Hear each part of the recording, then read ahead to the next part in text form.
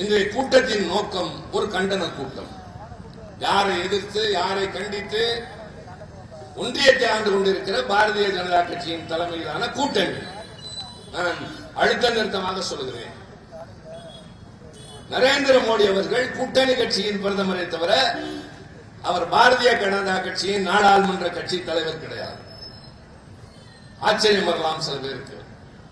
பொதுவாக தேர்தல் முடிந்தவுடன் எந்த கட்சி அதிகமான அளவிற்கு எண்ணிக்கை பெற்றதோ அந்த கட்சியினுடைய தேர்ந்தெடுக்கப்பட்ட உறுப்பினர்கள், மாநிலமாக இருந்தால் சட்டமன்ற உறுப்பினர்கள், ஒன்றியமாக இருந்தால் நாடாளுமன்ற உறுப்பினர்கள் ஒன்று கூடி தங்கள் கட்சியின் நாடாளுமன்ற கட்சியின் தலைவர் என்று ஒருவரை தேர்ந்தெடுப்பார்கள்.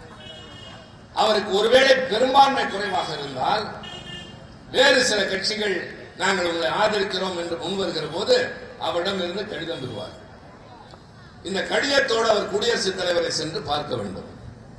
குடியரசுத் தலைவர் பார்த்து, உங்களுக்கு பெரும்பான்மை இல்லை, ஆனால் ஆதரவு இருப்பதாக சொல்கிறீர்கள், உங்கள் ஆதரவை பெரும்பான்மையை நீங்கள் நாடாளுமன்றத்தில் நிரூபிக்க வேண்டும், நம்பிக்கை ஓட்டு பெற வேண்டும் என்பதுதான் நடைமுறை நியதி.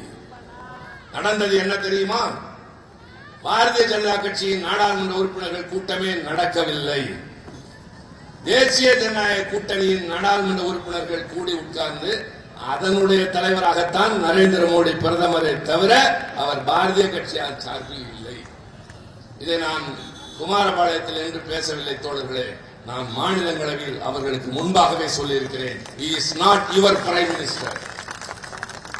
அவர் பிஜேபி பிரதமர் என்று சொல்லவே முடியாது. இந்த கூட்டணி கட்சிகள் சேர்ந்திருக்கின்றன, ஒன்று ஆதரவை திரும்ப பெற்றாலும் ஆடிவிடும் அவர்களுடைய ஆட்சி, மறந்துவிடக்கூடாது.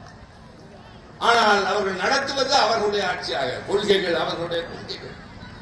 நேற்றைக்கு முன்தினம் நாடாளுமன்றம் ஒத்திவைக்கப்பட்ட போது காலை மணி 4:30, எல்லோரும் ஏதோ நாடாளுமன்றத்திற்கு சுகமாக போகிறார்கள் என்று கருதுவார்கள். காலை 11 மணிக்கு சென்று மதிய உணவும் இல்லாமல் 4:30 மணி வரை உட்கார்ந்திருந்தோம். இவர்களை போன்றவர்கள் எல்லாம் அவ்வப்போது போவார்கள் வருவார்கள், எங்காவது சாப்பிட்டு விட்டு கொஞ்சம் ஓய்வு எடுத்து விட்டு கூட வரலாம். என்னை போல தலைமை பொறுப்பில் இருக்கிறவர்கள் தேநீர் அருந்துவதற்கு கூட யாரையாவது உட்கார வைத்து பார்த்துக்குள் ஏதாவது அவசரமாக கூப்பிடு என்று சொல்லிவிட்டு தான் போக வேண்டும்.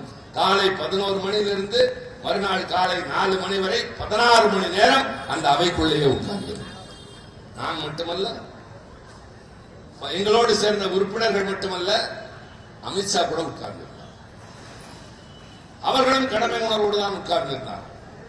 அவர்களுடைய நோக்கம் அவர்கள் நினைத்ததை சாதிப்பது, எங்களுடைய நோக்கம் எப்படியாவது அதை தடுத்து நிறுத்துவது. அதுதான் நம்ம செய்திகளை உடனுக்குடனும் துல்லியமாகவும் தெரிந்து கொள்ள சப்ஸ்கிரைப் பண்ணுங்க.